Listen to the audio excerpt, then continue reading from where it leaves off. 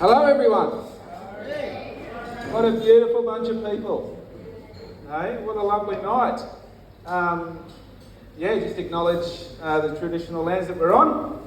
And I would love to tell you about our story, Janita's and my story, as how we've ended up to be custodians of the landscape and developing deep and intimate relationships with the animals that we work with the landscape that we live on, and with the people that we feed, which is you guys.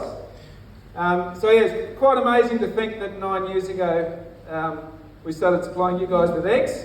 I'd hate to do the numbers on how many bum nuts that is, but quite a few.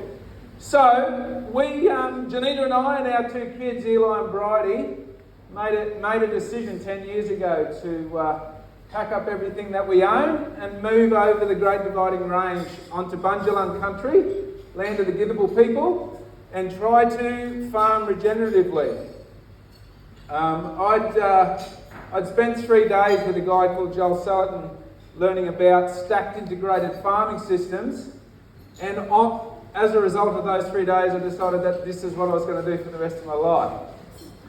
Unfortunately, there wasn't much information in those 3 days just how many hours per day we would have to spend to achieve this farming journey, but away we went. We moved on to a farm that was pretty run down. It had spent 150 years under the plough, experiencing time of soil degradation and chemical use. And we came out there specifically with the intention to try to turn that around and to heal the landscape. So at the moment, the way in which we do that is we use cattle, pigs and chooks and allow them to use their natural instincts to heal our country. And in doing that, we're trying to build deep and intimate relationships with those animals and the landscape on which we sit. And how does that look? So we were what we would call a nomadic farmers. So we're constantly moving our livestock, enabling those animals to, what do we say? We like to celebrate the chookiness of the chook, allowing them to scratch and poo.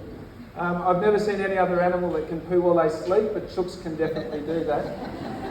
And so we have 3,000 chickens on our farm in mobile sheds that we move every single week onto fresh grass, and that nutrient that in an industrial food system would become a pollutant becomes a natural fertiliser that helps to grow more grass. Now that grass grows up, and along comes our cows right behind them. The power of a herbivore and the natural evolution that's occurred over millennia of plants and herbivores working together.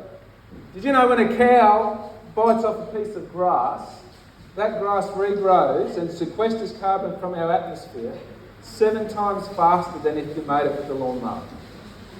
And I think that that's a testament to the power of that natural evolution of a herbivore and plants working together to heal our landscape. And so I heard the other day that there was an offer of millions of dollars for anyone that could invent a carbon scrubbing machine. But the reality is, if we just look to nature, it already exists. So using animals and allowing the cowiness of the cow to fully express itself is what has enabled us to turn a bare soil. So when we moved onto our landscape, there wasn't a blade of grass present. It was ploughed up like any other conventional farm, ready to plant a monoculture crop. So now we have multiple species of grasses and herbs and forbs that have come back over 10 years of management. And on the first day we arrived, we went digging to see if we could find any earthworms. And we couldn't find one. In fact, in the first 12 months, we couldn't find a single earthworm. And we set ourselves a task to dig a hole once a week. Our record in the last year is in one shovel hole, we found 29 earthworms. And so what that says, we're pretty proud of that fact, but it's not too much. Janita and I really just move the tools around. And so we've got our chooks, we've got our cows, and we've got our pigs. And what our pigs do is quite remarkable, is that they take the food waste from the city of Brisbane, we transport it back to our farm, and we put it through our four-legged compost bins, which are our pigs, and then they turn that into compost and deposit onto our landscape, which brings nutrition back to our soil. So I don't know if anyone here has tried to make compost. Has anyone had a crack at it? Do you get it wrong sometimes? Pigs are remarkable. 24 hours and they get it right every single time. So we use them as tools to heal our landscape. We park them really high up on our country, and that nutrition flows down through our landscape. So that's how we farm. And with those animals, we use some guiding principles. So we spent some time learning around holistic management through a guy called Alan Savory. And from that we developed some principles that help us to test the decisions that we're making on our landscape and in the way in which we farm. And they're what we call our 4 goods.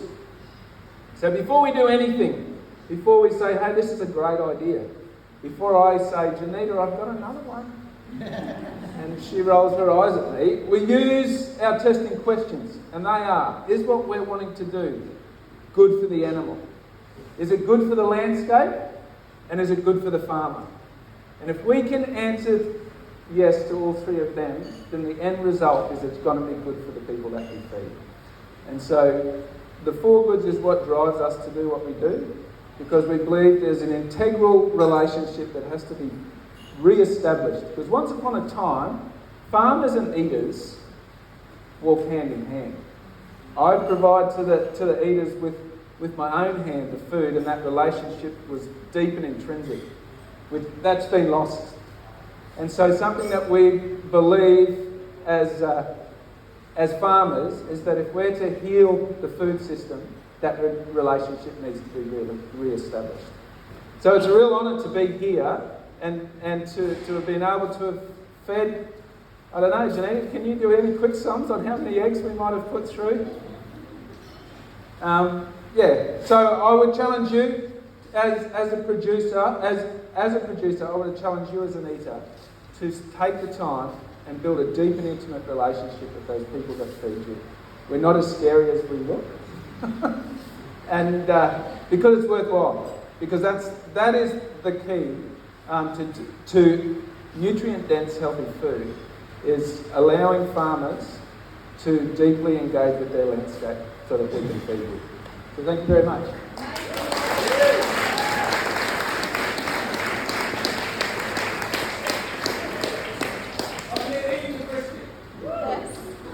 Thank you so much, Randal. I love your passion for what you do. It's really inspiring. If you want to support the amazing work that they're doing, obviously you can buy all of the food for us, or they have their own community-supported agriculture scheme. You can sign up and be like a shareholder in the farm and get a share of what they're producing, and it is one of the best ways that you can support people like this. So, the mate is coming out now. Hope you all enjoy it. And there is water up at the bar. Please drink water. It's important to drink water. It's up there. So help yourselves.